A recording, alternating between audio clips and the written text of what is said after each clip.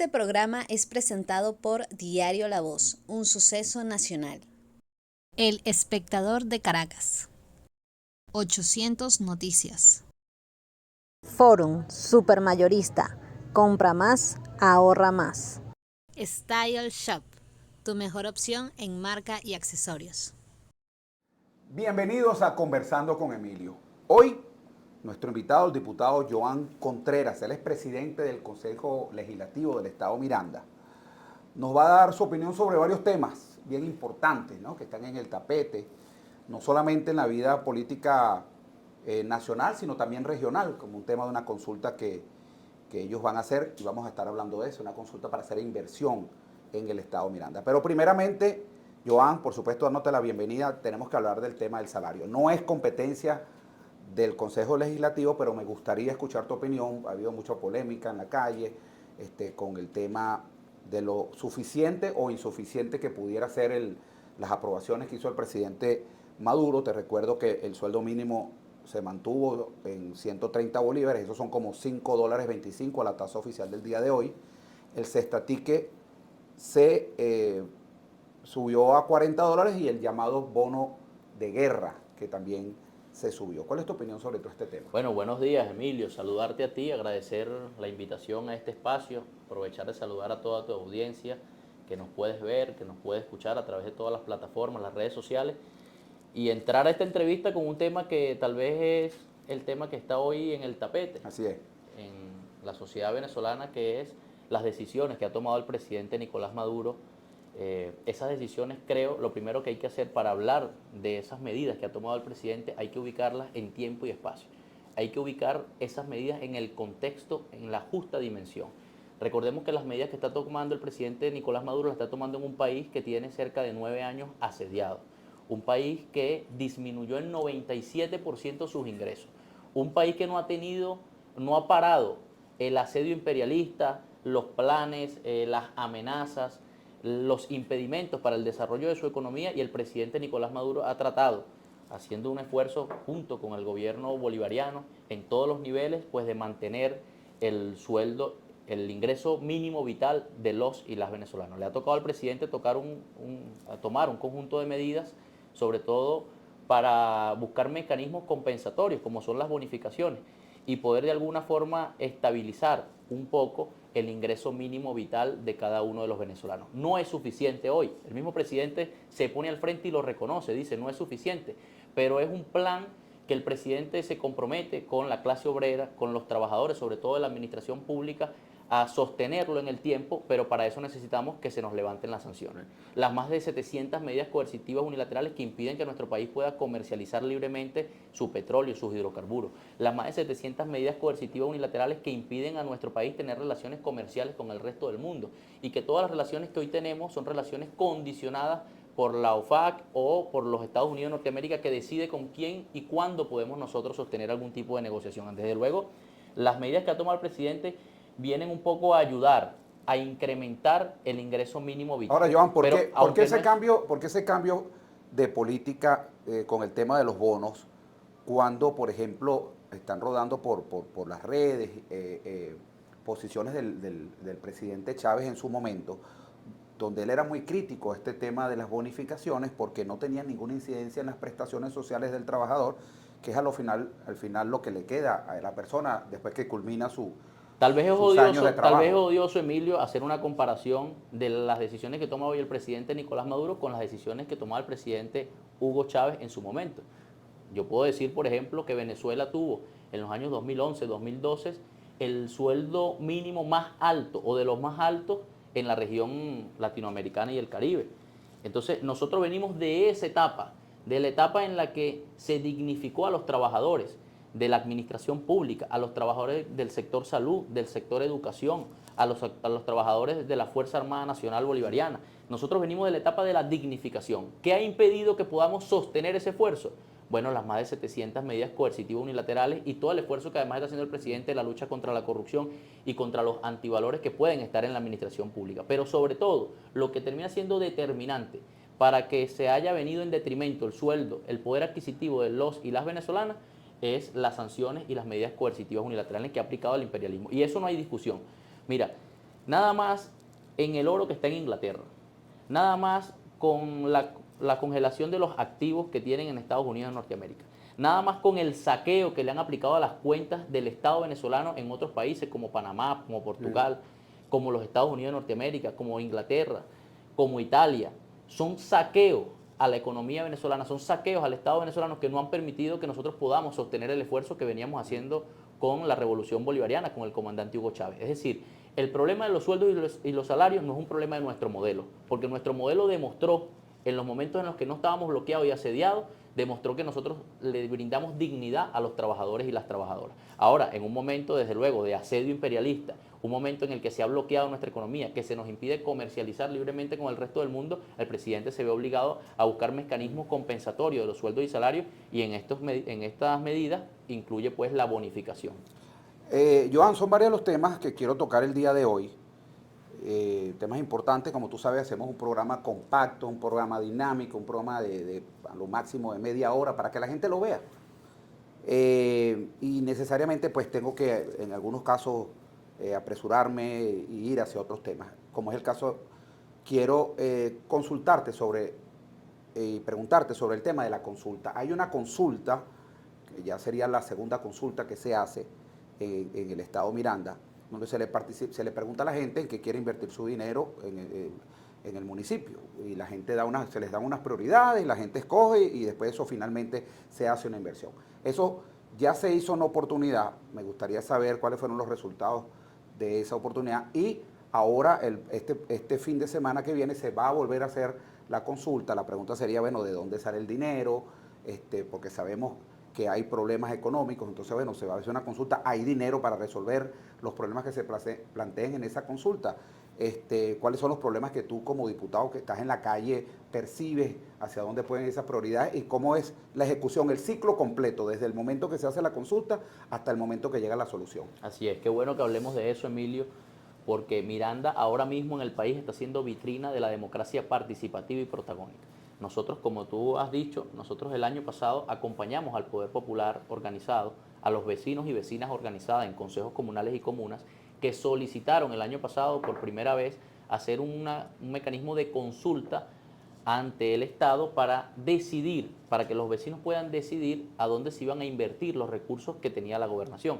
En el caso del año pasado, el gobernador con $500.000 que puso en un fondo, esos $500.000 se distribuyeron en las más de 55 parroquias para distintas dimensiones de gobierno. ¿Qué hicimos el año pasado? Bueno, cada uno de los vecinos y vecinas organizados en el Poder Popular convocó a sus vecinos a elegir qué área, qué dimensión de gobierno era la prioridad para invertir los recursos. ¿Eso se hizo a nivel de Consejo Comunal, esa organización? No, es una convocatoria abierta, incluso con el acompañamiento técnico del Consejo Nacional Electoral, la que se hizo el año pasado y la que se va a hacer este año. ¿Qué hicimos el año pasado? Le consultamos por parroquia a los vecinos cuál era la dimensión de gobierno que tenía mayor debilidad en esa parroquia. Entonces voy a poner un ejemplo. En Guarenas, pongo el ejemplo. En Guarenas resultó que la dimensión de gobierno con mayor debilidad era la salud. Ahí el gobernador destinó unos recursos. Esos recursos los administró el Poder Popular, la comuna. Y la comuna los invirtió en una política en materia de salud para fortalecer el sistema público de salud. ¿En qué los invirtió? En el caso de Guarena lo puede usted ir a visitar en el CEMO que está ahí en Trapichito, donde se creó un laboratorio que hoy está brindando la posibilidad de 25 exámenes, estudios de laboratorio gratuitos diarios.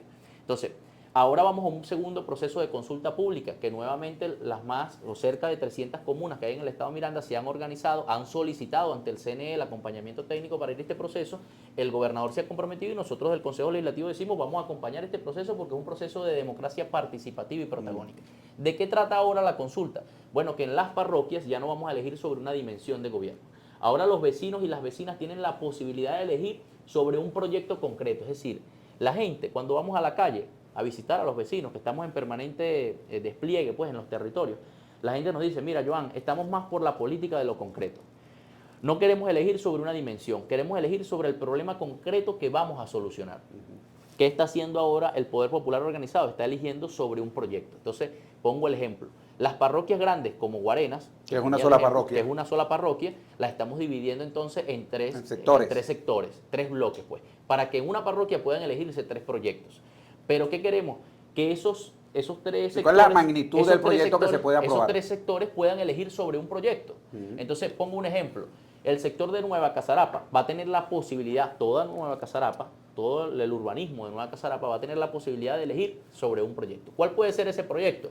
Voy a poner un ejemplo acá, el alumbrado público. Ahora mismo la gobernación está trabajando, interviniendo todo el tema de la vialidad de Nueva Casarapa, en compañía de la política... Pudiera ser el agua, por ejemplo, que hemos sentido nosotros que tiene una... pudiera ser, por ejemplo, el alumbrado público, que es uno de los temas que la semana pasada nos reunimos con los vecinos y manifestaron, pues, con mayor vehemencia. Entonces, viene la gobernación e invierte unos recursos a través de los consejos comunales que hagan vida en Nueva Casarapa para el proyecto de iluminación de las principales vialidades. Por eso pueden ser $20.000. Y esos $20.000, ¿quién los va a administrar? Los va a administrar los vecinos organizados a través del Consejo Comunal. ¿Hacia dónde queremos ir? Hacia el ejercicio de democracia. ¿Qué significa eso, Joan? ¿Que son los vecinos los que escogen la empresa que va a hacer el trabajo? ¿O hasta dónde son los vecinos los que van a administrar los recursos? Porque ahí, mira, hay algo que nos hemos dado cuenta, Emilio, y lo sabe la gente. Los recursos siempre son mejor administrados por la gente organizada en el territorio, por varios elementos. Lo primero es que la gente dice, mira, los consejos comunales pueden ser corruptos, las comunas pueden desviar los recursos. Bueno, puede pasar también en una gobernación donde haya un corrupto, se van a perder los recursos. Claro. En una alcaldía donde hay un corrupto, se van a perder los recursos. La corrupción puede estar en cualquier lado. Yo apuesto a que... Donde esté el ser humano, puede estar la corrupción. A que el recurso lo bajemos, además, al territorio. ¿Por qué? Porque hay mayores mecanismos de Contraloría Popular. Porque cuando el dinero lo administra la gobernación o lo administra la alcaldía, el vecino con mucha dificultad puede hacerle Contraloría a la administración de ese recurso. Pero cuando el dinero lo administra el Consejo Comunal, que son hombres y mujeres, vecinos de nosotros, que todos nosotros conocemos, que vemos a diario, que además interactuamos con ellos en la cotidianidad, nosotros podemos hacer Contraloría del proyecto que aprobó la gobernación y decir, bueno, Emilio, tú eres el del Consejo Comunal, bajaron $20.000, ¿cómo es que las luminarias han pasado 2 semanas y no las han instalado? Échanos el cuento de eso. Y hay una rendición de cuenta del recurso que está bajando la gobernación. Este mecanismo... O sea, que es en la Contraloría donde tiene la comuna la mayor fortaleza. Pero además este mecanismo nos permite aterrizar la democracia participativa y protagónica. La democracia no es ir a votar. Nosotros le hemos dicho en reiteradas oportunidades a la gente, vecino, la democracia no es ir a votar, porque esa es la democracia burguesa a la que nos acostumbraron durante muchos años. La democracia es tener la posibilidad de participar activamente, de elegir de manera protagónica sobre la cosa pública. Y ahora mismo lo que estamos poniendo es a nuestros vecinos, a nuestras vecinas, a que tengan la posibilidad de elegir a dónde van los recursos. ¿Cuánto dinero se va a destinar para esa consulta en total en el Estado Miranda? $1 millón. $1 millón. Ahora mismo $1 millón. Pero queremos por supuesto, $1 millón en bolívares cambiados al Banco Central de Venezuela, pero el equivalente a $1 millón. El equivalente a $1 millón, desde luego. Y queremos que en el próximo proceso de consulta pública no sea por parroquias, sino que sea por comunas. Tenemos cerca de 300 comunas, entonces el próximo proceso de consulta pública va a ser en la comuna. La comuna, que son 4, 5, 6 consejos comunales organizados, va a decidir dónde van a invertir los recursos. Pero queremos que luego podamos dar un salto, como lo logró el comandante Hugo Chávez, como hoy nos lo pide el presidente Nicolás Maduro, y podamos aterrizar los proyectos por consejo comunal. Imagínate, vecino, que el consejo comunal tiene la posibilidad de elegir el proyecto, los 3 o 4 proyectos que son prioridad de ese consejo comunal. Voy a poner un ejemplo en Nueva Casarapa.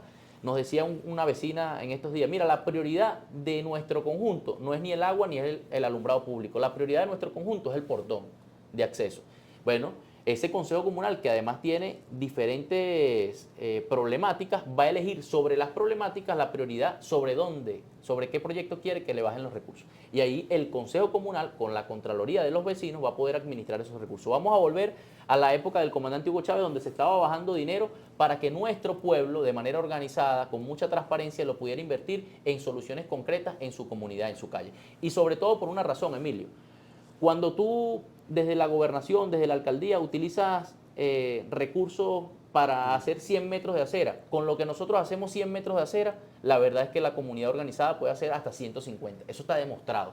Y nosotros estamos transfiriendo la toma de decisiones, la administración de los recursos, pero la verdadera democracia participativa y protagónica, la posibilidad de elegir, se la estamos transfiriendo hoy a los vecinos en el Estado. Por cierto que hay un ejemplo de que es tan cierto lo que estás diciendo, Joan. Como tú lo sabes, yo fui presidente del Consejo Legislativo en la época de Enrique Mendoza. Y en esa época se aprobó el manejo de recursos en las comunidades a través de la Fundación de Desarrollo Social, que dependía de la gobernación, entregándole los recursos y por supuesto haciéndolo, ahí en este caso se le hacía la Contraloría a los vecinos, pero los vecinos tenían inclusive la autonomía de escoger no una empresa, sino ahí es donde estaba el detalle, la gente que hiciera los trabajos, por supuesto, trabajos sencillos, torrenteras, Claro. escaleras, cosas que pudieran hacer los vecinos, pero es que llegaron a construir La mayoría de las veces hasta la mano de obra ambulatorios, está en la comunidad. hasta ambulatorios con mano de obra. Fíjate todos los problemas que se resuelven. Generas recursos, generas trabajo, empleo en la comunidad, y hacer un ambulatorio con mano de obra de la comunidad que no está buscando una ganancia, como lo buscaría una empresa, Es mucho más rentable es que mucho la más que la rentable y ejecute. mucho menos costoso. Así es. Vamos a ir a un corte de publicidad y al regreso quiero que me hables también tú eres miembro de la directiva de la Juventud del PSUV. Estamos hablando, otro de los temas que están en el tapete es el tema de la corrupción. ¿Cuál ha sido su efecto? Llegó a la juventud la corrupción, aparte de la juventud, no hay nadie involucrado de la juventud en estos temas de corrupción, y la agenda que tienes tú como dirigente de ese sector. Vamos a ir al corte de publicidad y al regreso más de Conversando con Emilio, hoy con el diputado Joan Contreras, él es presidente del Consejo Legislativo Bolivariano del Estado Miranda. Ya regresamos. A pesar de la crisis, el diario La Voz cumple su compromiso de informar con imparcialidad y valentía. El impreso, la versión digital y nuestras redes sociales te conectan oportunamente con el acontecer nacional e internacional. Diario La Voz, un periódico para la Venezuela de hoy.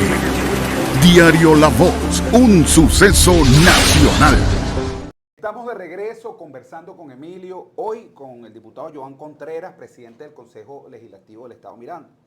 Dejamos una pregunta al aire con otro de los temas que está en el tapete en este momento, que es el tema de la lucha contra la corrupción, que se inició con mayor fortaleza, digamos, recientemente.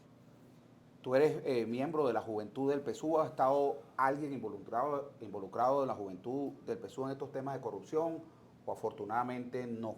¿Cuál es la situación de la Juventud del PSUV en en primer todo lugar, este tema de la en primer corrupción? lugar, como Juventud del Partido Socialista Unido de Venezuela, nosotros acompañamos la ofensiva que ha tenido el presidente Nicolás Maduro contra la corrupción, contra las desviaciones, contra los antivalores, todo. Creemos que quienes asumimos la convocatoria que nos hizo el comandante Hugo Chávez para hacer política, debemos asumir la política como un apostolado. Asumimos la política como la posibilidad de construir bienestar colectivo, como la posibilidad de ser un instrumento útil para el crecimiento y el desarrollo de la sociedad. Quienes hayan asumido esa convocatoria y en el camino hayan tenido desviaciones, pues siempre serán señalados por los revolucionarios, por las revolucionarias. Y el presidente Nicolás Maduro convocó en un momento de profunda dificultad para la patria. Hablábamos hace un rato del asedio imperialista, los últimos 8 años, lo que ha significado para la historia republicana. En medio de esta situación compleja, el presidente ha convocado a todo un equipo de trabajo para que le acompañe. Quienes de ese equipo han tenido algunas desviaciones, el presidente los ha señalado, y en medio de todo el dolor profundo que queda de esta situación terrible, lamentable de la corrupción, nos quedamos nosotros también con una certeza, la certeza de saber que quien está al frente del proyecto nacional, quien está al frente en la presidencia, quien está en Miraflores, no le tiembla el pulso para ir fuerte y duro contra los antivalores, contra la corrupción. Por eso lo primero es, nosotros desde la Juventud del Partido celebramos esta iniciativa que ha tenido el presidente de tener toda una ofensiva contra los antivalores, específicamente contra la corrupción. Y bueno, ahí hemos visto las consecuencias inmediatas. El presidente ha ido señalando y los órganos que administran justicia han ido haciendo su trabajo. Los órganos que les corresponde la investigación han ido haciendo su trabajo y el Estado venezolano todo ha entrado como en una ofensiva contra la corrupción venezolana. Hace 2 días, el 1 de mayo, el presidente decía, una de las líneas centrales, una de las prioridades hoy para el alto mando político-militar es profundizar en esa lucha contra la corrupción. Eso es lo primero. Lo segundo que hay que decir es que nosotros cuando convocamos a la juventud bolivariana, la juventud que estudia, que trabaja, la juventud que desea hacer política, la convocamos en el mismo propósito que nos convocaba el comandante Hugo Chávez a nosotros. La convocamos para que soñemos un país distinto, para que hagamos posible un país distinto, para que transformemos la realidad del barrio, de la comunidad. Nosotros no convocamos a la juventud a que venga a hacer política para enriquecerse, para intereses individuales, para intereses propios. Por eso desde la Juventud del Partido acompañamos esta lucha por la corrupción, pero además nosotros estamos convencidos que la política, sobre todo quienes estamos en cargo de administración pública, debe convertirse en un apostolado. Nadie puede estar acá para enriquecerse, para intereses individuales, menos en la situación compleja que puede vivir nuestro país, producto de toda la situación. ¿Hay algún proyecto de ley regional que se esté discutiendo en el Parlamento en torno a esa lucha contra la corrupción? Ahora mismo estamos nosotros esperando que se ordene toda esta ley, la ley de extinción de dominio, que estamos acompañando la ley, la discusión, la acompañamos en el Estado Miranda con varios procesos de consulta pública. Hay otro conjunto de leyes. Ayer se introdujo en primera discusión una ley para la protección de los bienes y activos y los intereses de nuestro país en el extranjero. Nosotros estamos acompañando esos procesos de consulta pública y al mismo tiempo luego haremos nosotros las adecuaciones. Lo que te digo es que en el Estado Miranda además ha sido también una instrucción del gobernador Héctor Rodríguez en el Ejecutivo, en la gobernación de Miranda, de ir de frente con esa ofensiva que orientó el presidente Nicolás Maduro, y nosotros desde el Consejo Legislativo, que además somos un órgano que además de legislar, tenemos la potestad, la facultad concedida por ley de ejercer la Contraloría sobre los órganos del poder público regional, y lo estamos haciendo. Nosotros cuando hacemos, por ejemplo, los parlamentarismos comunales, que nos hemos ido a comunidades de Chacao, como también debo decirte, hemos estado a orilla de río, en Capaya, nos vamos a encontrar con la gente, no solamente para recoger la propuesta de ley o para consultar un instrumento jurídico. Cuando nos vamos allá, nos vamos también a ejercer la función contralora, a preguntarle a la gente qué órgano de dirección del Estado venezolano, del gobierno regional, de los gobiernos municipales está funcionando mal. Y en ese mal funcionamiento que nos hagan a nosotros la denuncia para que nosotros podamos hacer desde el Consejo Legislativo las actuaciones correspondientes. Es decir, creo que la ofensiva anticorrupción no se queda solamente en el llamado y la ofensiva que tiene el presidente Nicolás Maduro. Creo que es un proceso que estamos acompañando todos desde los municipios, desde la parroquia y sobre todo la gente en la comunidad. Porque la corrupción está en distintos niveles y hay que combatirla en todos los niveles. Joan, hubo recientemente, pero no salió mayor información, no sé si la manejas, una empresa en Guatire que circuló por diferentes plataformas comunicacionales que le había caído porque eran producto de la corrupción, una industria grande con una serie de camiones. ¿Tienes alguna información al respecto? Bueno, lo que sabemos, lo que ya estaba sabe la opinión vinculado? pública, ¿Por qué? es un galpón que está ubicado en Guatire, que era parte de la trama de corrupción que se ha venido levantando, y los órganos que les corresponde hacer las investigaciones, bueno, están haciendo su trabajo. Nosotros, como tú sabes, no somos órganos que investigan y tampoco somos órganos que administran justicia. Eso le corresponde a otros órganos, pero nosotros desde la política, desde los espacios que nos corresponde a nosotros, en el liderazgo que tenemos en el Estado Miranda, estamos acompañando esa ofensiva. Y todo lo que debamos señalar, lo vamos a señalar. Tengan la certeza, además, como el presidente Nicolás Maduro, que está al frente de esta lucha contra la corrupción, que el presidente no va a temblarle el pulso y caiga quien caiga, va a tomar las medidas que debe tomar en esta etapa de la revolución. ¿Qué otras leyes están discutiendo en este momento en el Parlamento? Mira, ahora mismo, Joan, tú sabes, nosotros tenemos un empeño, Emilio, lo conversaba contigo el año pasado, de sacar el Consejo Legislativo de esos espacios de los teques. El Consejo Legislativo es una figura, es un órgano legislativo que debe entonces salir de esas cuatro paredes del Salón de Sesiones Francisco de Miranda para irse a fundir, a encontrarse con la gente en el pueblo, para encontrarse con los vecinos de forma organizada, más allá de las organizaciones políticas a las que pertenezcan, que es nuestro empeño. Nuestro empeño es ir a la calle a encontrarnos con los vecinos, no con los militantes del PSUV, no con los militantes del Gran Polo Patriótico, no con los militantes de una expresión de la oposición venezolana, para encontrarnos con los vecinos que muchas veces están incluso separados de la cosa política, y encontrándonos con esos vecinos, ellos nos puedan entonces utilizar a nosotros como un instrumento para el tema del control de los órganos del poder público o para su aporte en materia legislativa. Ahí hay dos cosas que quiero comentarte rápidamente. Lo primero, la jornada que hemos hecho de cabildos abiertos, la jornada que hemos hecho de parlamentarismo comunal. ¿En qué más consiste de esos 20 cabildos parroquias. abiertos? Bueno, estamos llegando a los espacios, a las parroquias, convocamos a los vecinos e instalamos allí una asamblea consultiva con la gente, primero para hacer alguna... puede participar cualquier persona, no tiene que ser militante del PSUV para participar. Pero es que además en lo eso. hemos demostrado. Te En pregunto. las asambleas que hemos hecho ha ido gente con posturas muy duras, pero es que precisamente eso es lo que hemos ido a buscar. No estamos yendo a que nos digan lo que queremos escuchar, estamos yendo a buscar las cosas que de verdad están sucediendo en el territorio. Y hay vecinos que han tenido posturas muy duras. ¿Qué han encontrado en esas consultas, Bueno, por sobre ejemplo? todo el tema de los servicios, el funcionamiento de algunas políticas de la gobernación de Miranda, donde hemos podido ayudar. Pongo un ejemplo. Recientemente nosotros tuvimos en Capaya. En Capaya hicieron un comentario sobre el mal funcionamiento de la política de Transmiranda. Nosotros, sin necesidad de intervenir nada, de interpelar a la empresa ni nada de eso, nosotros hicimos algunas llamadas y logramos ser un instrumento útil para que la política de transporte público, en el caso de Capaya, mejorara de manera notoria y transparente. Pero así como eso, te puedo poner el ejemplo de Hidrocapital y de algunas otras cosas. ¿Qué se ha hecho? Cuando digo que estamos trasladando... Déjame atajarte ahí, Joan, porque es que el tema de Hidrocapital es un tema que requiere, y yo no sé por qué, o sea, cuál es el problema en interpelar a alguien. Yo fui parlamentario y eso es una invitación, eso es una consulta que tú le haces para conocer cuáles son las Claro que situaciones. sí. Aquí parece que la interpelación es que vas a agarrar el tipo y lo vas a exponer al escarnio público y yo estoy contrario a eso. Yo creo que Hidrocapital tiene que ser, su presidente tiene que ser interpelado, invitado a un café en la esquina, si lo quieres ver de esa forma, pero para que le explique a la comunidad dónde estamos, en qué situación estamos, porque aquí se atajan, Joan, los problemas por pedacitos, ¿no? Entonces, bueno, no hay agua porque se rompió un tubo en Tahuasa. Entonces, bueno, una vez que lo he visto, salió el presidente de Hidrocapital con el alcalde, aquí estamos en Tahuasa, cosa que le aplaudo esa en particular. Pues eso es lo que muchas veces la gente lo que necesita es información. Correcto. Mira, esta es la situación, tuvo mide tantos metros, se rompió y vamos a tardar un mes en resolver este problema. Sobre eso debes saber, Emilio. Entonces, el caso de Hidrocapital, ¿por qué no hablamos y de te concluye la pregunta, el caso de Hidrocapital, ¿cuál es? Porque es un tema del agua, que no es un lujo, ¿no? O sea, tú puedes vivir sin muchas cosas, pero tú no puedes vivir sin agua. Entonces, ¿qué se ha hecho, qué ha hecho el Parlamento para conocer los problemas que se están generando en el Estado Miranda con el tema del agua?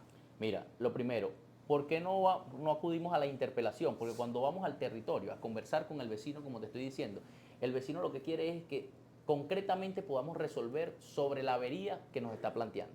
Entonces, para nosotros que hemos instalado además unas mesas técnicas de gobierno en el Estado Miranda, donde está participando Hidrocapital, donde participa la Secretaría de Agua del Estado Miranda, donde se ha realizado además, encabezado por el gobernador Héctor Rodríguez, el Congreso del Agua en el Estado Miranda. Hay más de 500 voceros de las mesas técnicas de agua de todo el Estado que participan en esta instancia, en esta gran plataforma donde está Hidrocapital de manera permanente participando. Debo decir, en el Estado Miranda se han corregido más de 10.000 averías en cada una de las conexiones en los territorios, sobre todo en el eje Barlovento y en el eje Guarenas-Guatire, que tenían muchísima dificultad. Ahora, con Hidrocapital nosotros estamos haciendo los enlaces. Como tú sabes, Hidrocapital no es ni siquiera un órgano de la gobernación de Miranda, es un órgano nacional. Es un órgano nacional con el que nosotros debemos decir, estamos teniendo muy buenas relaciones, pero para acudir a esos llamados que nos está haciendo la gente.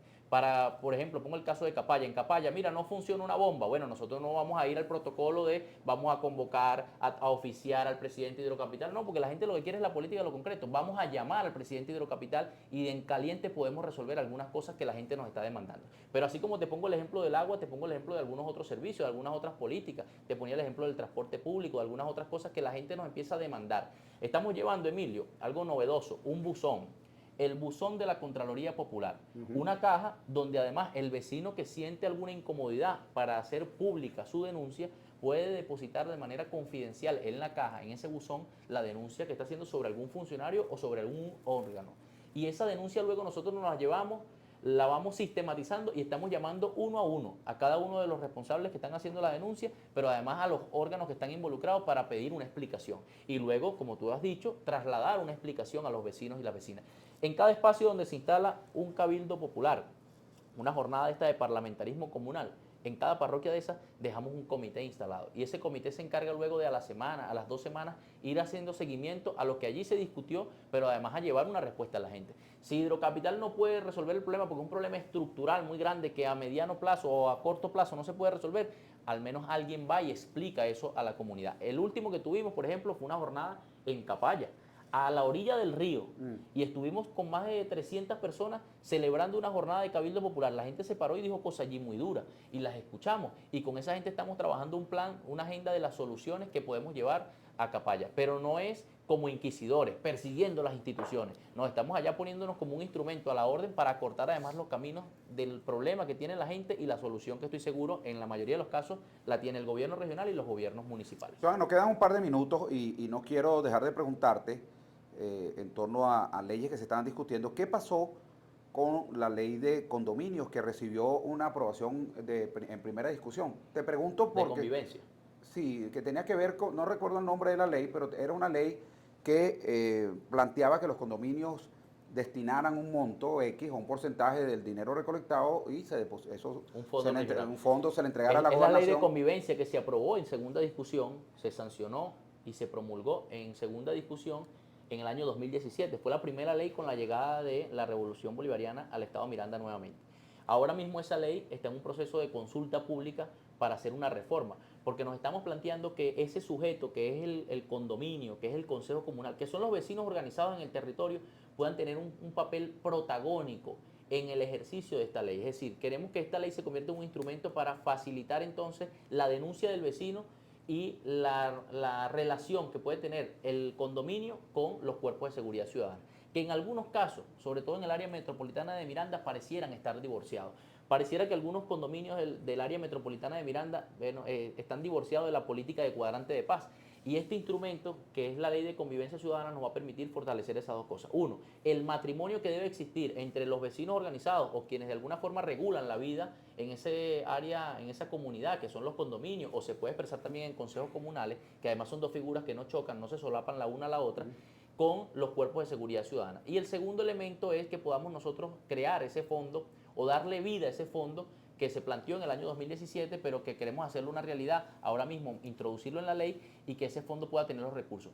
Que los vecinos que puedan hacer alguna denuncia por contaminación sónica o por cualquiera que sea el motivo, esa denuncia trae como consecuencia pues que le impongamos una sanción al vecino y que esa sanción, si es el recurso económico, pueda ir a ese fondo, que luego ese fondo se retribuye a esa misma comunidad con alguna política de servicio público y esas cosas. Muchísimas gracias, Joan Contreras, presidente del Consejo Legislativo del Estado Miranda, y a aquellas personas que se conectaron tardíamente. Les recuerdo que en YouTube ustedes colocan Conversando con Emilio, entrevista de Joan Contreras, y ahí pueden encontrar esta y todas las entrevistas que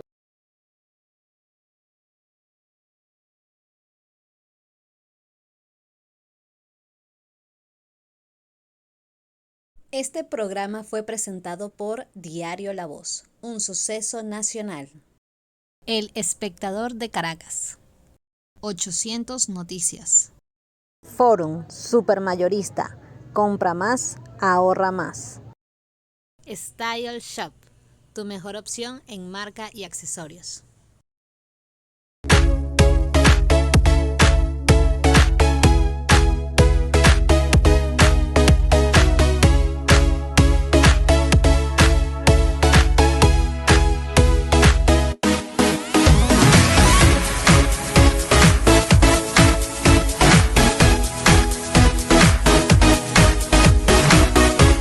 Este programa es presentado por Diario La Voz, un suceso nacional.